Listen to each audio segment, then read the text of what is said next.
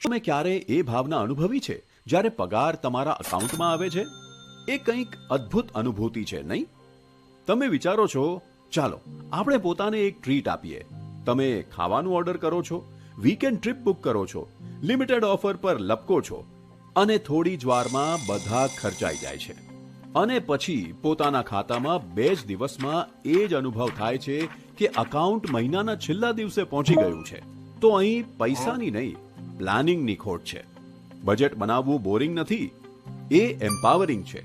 એટલે કે તમે નક્કી કરો છો કે પૈસા ક્યાં જશે, નહીં કે પછી વિચારતા રહો કે એ ક્યાં ગયા. એક સરળ નિયમ: ખર્ચ કરતા પહેલા બચત. અને વધુ સારો વિકલ્પ, તમારી બચતને ઓટોમેટિક રીતે રોકાણમાં બદલો, એસઆઈપી દ્વારા.